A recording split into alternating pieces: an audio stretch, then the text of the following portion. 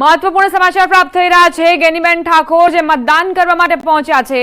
ગેનીબેન જેમને લોકસભાની ચૂંટણીમાં જંપ લાવ્યું અને બનાસકાંઠાની લોકસભા બેઠક પર જીત મેળવી એટલે જ આ બેઠક ખાલી થઈ હતી અને હવે ચૂંટણી યોજવામાં આવી છે। પેટા ચૂંટણીનું આયોજન વાવ બેઠક પર થયું છે।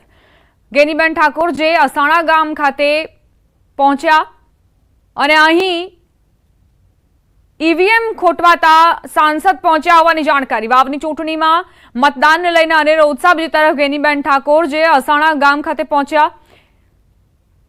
ईवीएम मशीन खोटवाता सांसद गेनीबेन ठाकोरे मुलाकात लीधी। असाणा गाममां मतदानने लई सवारथी ज मतदारो लांबी कतारोमां जोवा मळी रह्या छे।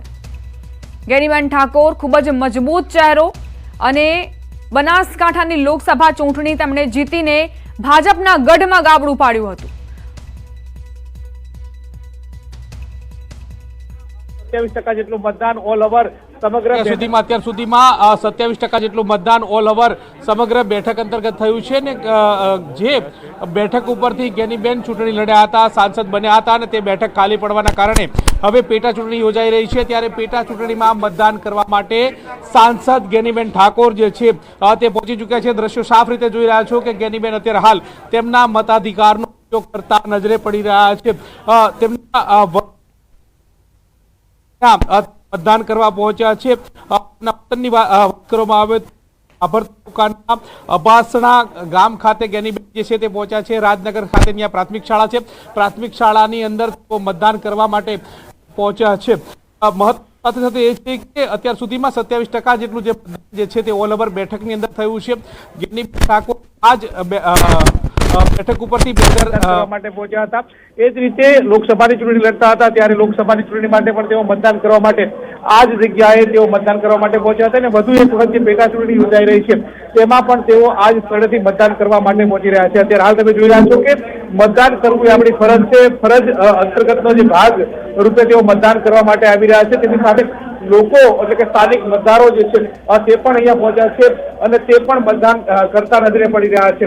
મહત્વનું એ છે કે વહેલી સવારથી જ મતદાન જે પીક પકડ્યું હતું ને તે હાલ તમે જોઈ રહ્યા છો કે મતદાન કર્યા બાદના જે સીધા તસવીરો જે છે તે જોવા મળી રહી છે। એટલે કે તેમણે તેમના મતાધિકારનો ઉપયોગ જે છે તે કર્યો છે અને મતદાન કર્યા બાદ તેઓ મતદાન મથકમાંથી બહાર આવતા નજરે પડી રહ્યા છે। એ જ દર્શાવે છે। મહત્વનું એ છે કે અત્યારે હાલ તમે જોઈ રહ્યા છો કે ગેનીબેન મતદાન કરવા આવ્યા છે તેમની સાથે મોટી સંખ્યાની અંદર લોકો જે છે તે પણ અહીંયા ઉપસ્થિત હોય તે સાથે મોટી સંખ્યાની અંદર લોકો જે છે તે પણ અહીંયા ઉપસ્થિત હોય તે પ્રકારના દ્રશ્યો જોવા મળી રહ્યા છે। ગેનીબેન ફરી એકવાર અહીંયા મતદાન કરવા માટે આવ્યા છે, શું કહેશો? હા, ગેનીબેન અહીંયાથી અહીંયાની જન્મભૂમિ છે એટલે ગેનીબેન અહીંયા જ એમની જન્મભૂમિમાં મતદાન કરવા આવ્યા, અહીંયા જ કરે છે આ શાળામાં। તમે મતદાન કર્યું કે કેમ? ના, હવે બાકી છે, હવે કરવાનું જ છે। પછી તો અત્યારે હાલ ગેનીબેન અહીંયા પહોંચ્યા બાદ તમામ લોકો જે છે તે પણ અહીંયા આવ્યા છે, તેઓ પણ મતદાન કરવા માટે પહોંચ્યા હોય તે પ્રકારના દ્રશ્યો જે છે તે જોવા મળી રહ્યા છે। અત્યારે હાલ તમે જોઈ રહ્યા છો કે આશીર્વાદ લેતા નજરે પડી રહ્યા છે।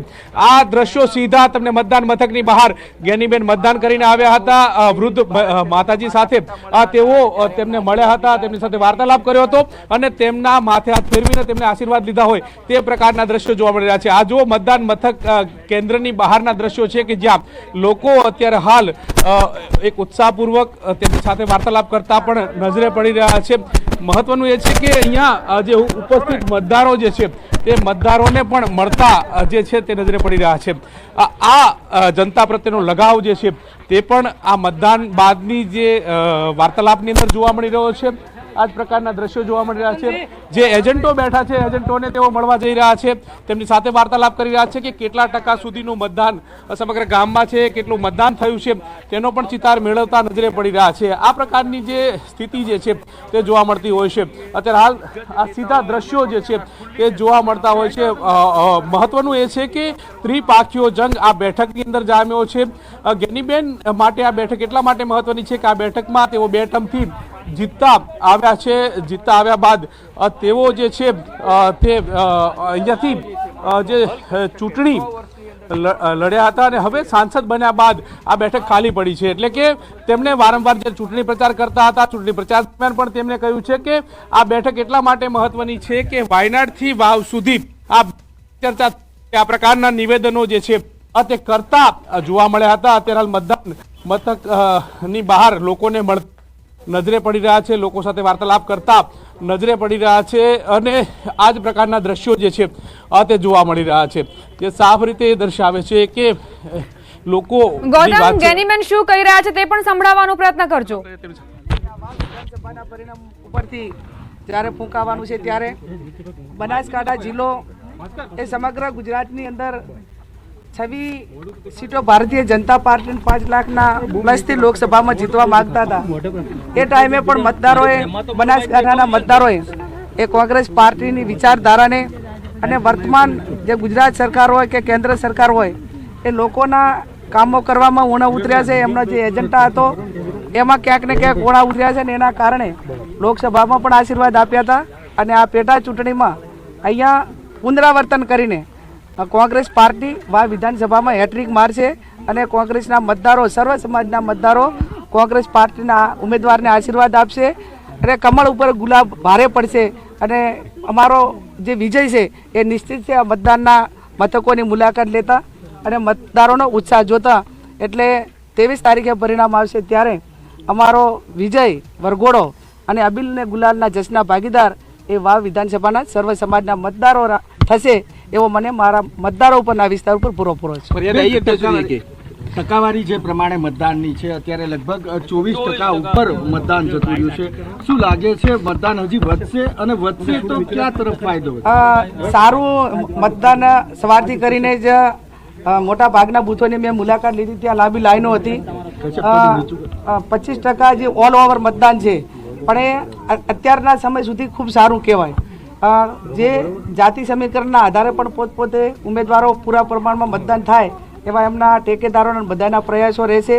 એટલે હું માનું છું ત્યાં સુધી આ વખતે 80%ની આસપાસ એ ઓલ ઓવર મતદાન થશે એવી મારી એક ગણતરી અને માહોલ જોતા.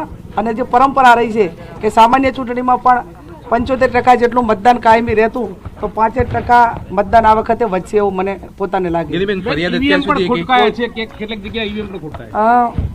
સવારમાં શનિસેડા હોય, અસાણા હોય, આવા 3-4 ગામોની અંદર ઈવીએમ મશીન છે એની ખરાબીના કારણે ક્યાંક ને ક્યાંક લાંબી લાઈનો લાગી અને મતદારોને વેટ કરવો પડ્યો.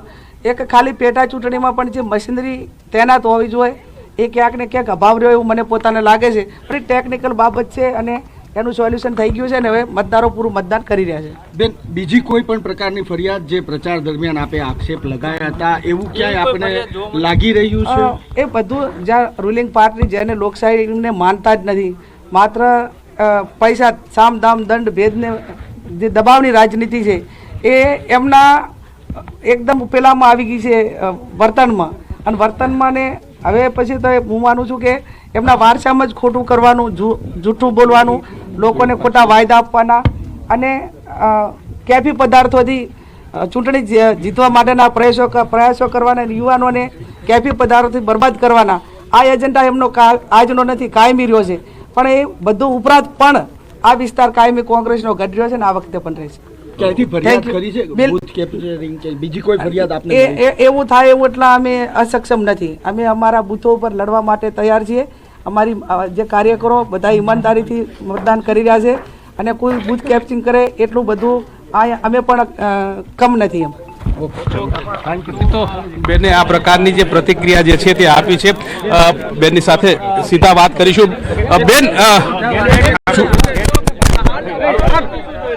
તો જોઈ રહ્યા છો કે તેમણે પ્રતિક્રિયા આપી છે કે અત્યારે હાલ જે પ્રકારે જે સ્થિતિ જે છે તે અંતર્ગતની વાત કરી રહ્યા છે, બૂથ કેપ્ચરિંગની વાત કરવામાં આવી તો તેમણે સીધો જે વાત છે કે અમે સક્ષમ છીએ આ પ્રકારની કોઈ સ્થિતિ નિર્માણ ન થાય તે પ્રકારની વાત કરી રહ્યા છે. સાથે સાથે તેમણે કહ્યું કે મતદાનની જે ટકાવારી જે છે તેમાં દર વખત કરતાં આ વખતે વધારો થશે તે પ્રકારનો પણ આશાવાદ જે છે તે વ્યક્ત કરવામાં આવ્યો છે. જી ગૌતમ, આ વખતે તેમણે પ્રતિક્રિયા આપી અને કહ્યું કે ભાજપ પર, કમળ પર ગુલાબ ભારે પડશે અને આ પહેલા પણ તેઓ પોતાના સંબોધનમાં, પોતાના ભાષણમાં આવું કહી ચૂક્યા છે. એટલે ગેનીબેન પૂરા આત્મવિશ્વાસ સાથે એવું કહી રહ્યા છે કે કોંગ્રેસનો ગઢ કોંગ્રેસ પાસે જ રહેશે.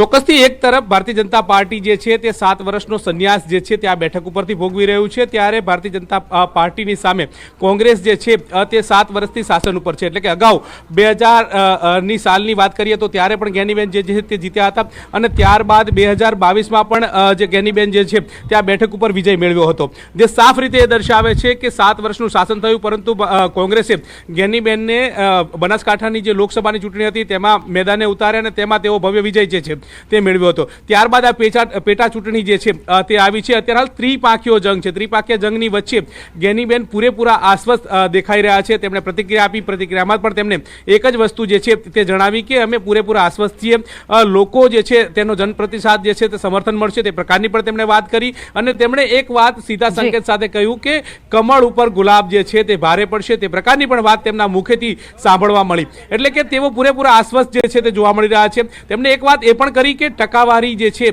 તેમાં પણ વધારો થશે, એટલે કે 80% જેટલું મતદાન થાય તો પણ નવા નથી, તે પ્રકારની વાત કરી હતી. આમ તમામ પ્રકારના જે ખુલાસા જે છે તે તેમણે વાર્તાલાપની અંતર્ગત કર્યા હતા. હવે જોવાનું એ રહે છે કે અત્યાર સુધીમાં 27% જેટલું જે મતદાન થયું છે, ત્યારબાદ હવે સાંજ સુધીમાં કેટલું મતદાન થાય છે. 12 વાગી ચૂક્યા છે. 12 વાગ્યા દરમિયાનનું 27% મતદાન થયું છે. વહેલી સવારથી તમામ મતદાન મથકો ઉપર લોકોનો ઉત્સાહ જે છે તે જોવા મળ્યો હતો, પરંતુ ગરમી અને બેવડી ઋતુનો પણ અનુભવ જે છે તે થઈ રહ્યો છે આ વિસ્તારની અંદર. એટલે કે ક્યાંક જે બપોર બાદ એટલે કે 11 વાગ્યા બાદ જે ધીમું મતદાન થયું છે, ધીમી પ્રક્રિયા થઈ છે, પરંતુ સાંજ સુધીમાં પણ આ જ પ્રક્રિયા પીક પકડે તો નવાઈ નહીં. એમ કે 80% સુધીનું મતદાન પહોંચે તે પ્રકારની જ્ઞાનીબેન આશાવાદ વ્યક્ત કર્યો છે. હવે જોવાનું રહે છે કે કેટલા ટકા જેટલું મતદાન થાય છે. આભાર ગૌતમ, જાણકારી આપવા માટે. આગળ પણ તમારી પાસેથી અપડેટ્સ લેતા રહીશું. મતદાતાઓ માટે પ્રેરણારૂપ બન્યા 72 વર્ષના દાદી. 72 વર્ષના દાદીએ કર્યું મતદાન. 72 વર્ષના દાદીએ ન્યૂઝ 18 ગુજરાતી સાથે પણ વાતચીત કરી. વૃદ્ધ મતદારોએ કહ્યું મતદાન કરવું ફરજ છે. 72 વર્ષના દાદીમાએ ન્યૂઝ 18 ગુજરાતી સાથે વાત કરતા કહ્યું કે એક પણ વખત મતદાન નથી છોડ્યું. અમે અગાઉ બહુ દૂર રહેતા તો પણ મતદાન કરવા માટે અવશ્ય આવતા. આ સાથે તેમણે કહ્યું જે પણ જીતશે તે પાણીની સમસ્યા દૂર કરશે, તે મને પૂર્ણ વિશ્વાસ છે. આ સાથે તેમણે મતદાતાઓને મતદાન કરવાની ફરજ અદા કરવાની અપીલ કરી. ઉત્સાહભેર મતદાન પ્રક્રિયા વિધાનસભાની જે પેટા ચૂંટણી છે તેમાં ચાલી રહ્યું છે. 72 વર્ષના માજી અત્યારે ઉત્સાહભેર મતદાન કરીને આવ્યા છે. તમે જોઈ રહ્યા છો કે અનેરો ઉત્સાહ જે છે તેમના મુખ ઉપર જોવા મળી રહ્યો છે. તેમની સાથે વાત કરીશું.